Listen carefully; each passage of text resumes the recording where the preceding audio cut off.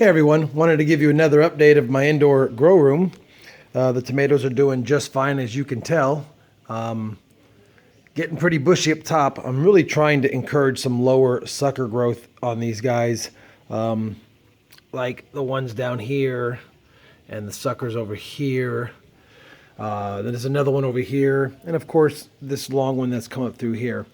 I'm trying to get them to refrain from growing in here, but there's just a ton of grapes. Let me see if I can get a good shot of these. We've got grape tomatoes up here, or cherry tomatoes, sorry.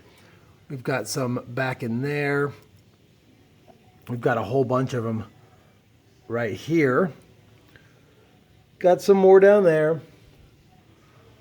Lots more flowers growing on these. And in the back there, let's see if I can get you a better look. We've got several more grape tomatoes growing back there. It's probably better if I come onto this side. There you go. You can kind of see them back there. Lots more flowers growing on these as well. Got a nice bunch of cherry tomatoes coming in over here. And what's really exciting is I'm finally starting to get some maturing, ripening grape tomatoes. As you can see, we got that one starting to turn. This one's just starting to turn.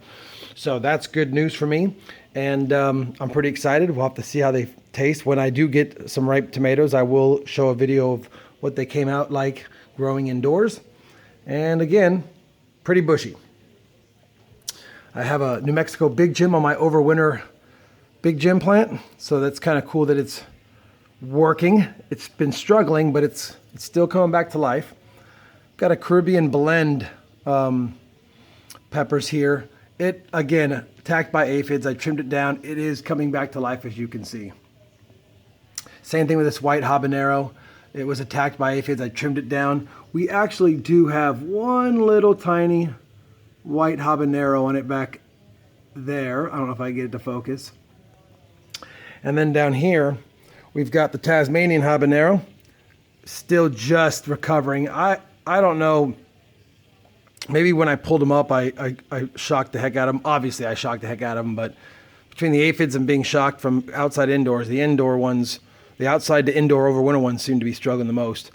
I've got another white habanero back here, and it's got several peppers on it. We've got one there. We've got another one here. And let me see if I can zoom out. We've got a few more down here. 1, 2, 3, 4, 5, and you can see this one's probably the biggest one so far. And then even in the back, which, you know, I'm not going to turn it around in circles here, but we do have one right in the middle of your screen. Right back there, we've got one. So the white habaneros are producing. Nothing on this early jalapeno that was attacked miserably by aphids, but it has come back really strong. It actually looks the best. And something I'm starting to see here is these other early jalapenos, I got one here. You can see how poorly it's doing. And I think because I'm letting it grow a fruit pretty big, it's doing bad because the other one that also has a big fruit on it is also doing miserably. So, you know, when you grow indoor peppers, it seems like the best bet, or any pepper plant, is to trim it down to nothing, or to let it refrain from producing any fruit for as long as possible till it's healthy enough, strong enough. So between the aphids and the treatments that I put on it and trying to grow a pepper, it probably wasn't the smartest idea. But I've got 3 of the plants. I've got one here, I've got one here, and I've got one there. So we're trying different ways to see how they grow. My Serrano pepper plant, I've got 2 of them, one there, and it's got several Serranos on it. You can pretty much see all the Serrano peppers, and it hasn't hurt having all these Serrano peppers on it. And I even got another Serrano back here. That was the one that was pretty much dead, but even it's starting to come back to life. So the plants are doing pretty good indoors. I took a couple of my outside Marzano tomatoes. It's got a little tomato on it, but I took one of the little suckers off, and I'm trying to propagate it. And if you can see here, maybe you can see, it actually is starting to root. So it should make it. I probably should have trimmed off all of the tomatoes, but I was like, I'm gonna leave it on and see what happens. This is just for experiment anyway. And then I had a mystery big tomato outside. I don't know what it was, maybe a beefsteak. I don't know if this one's gonna make it. It hasn't grown any roots, doesn't look very healthy, but we're giving it a shot. Got an avocado plant here. I already put it in dirt because it had such a huge root system, it just wouldn't come out of the top. So I decided to just, let's bury it. I was trying to keep up with the algae. It was too much. We'll see if it grows. If it doesn't, it doesn't. I've got my fingerling carrots growing in a tiny shallow pot. We'll have to see what those come out like.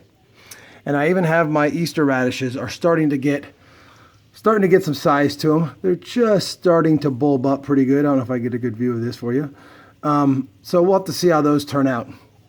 And then I just planted a couple of Cozell Zucchini Squash and some early prolific summer squash. I just put the seeds in this morning, so we'll see what those do.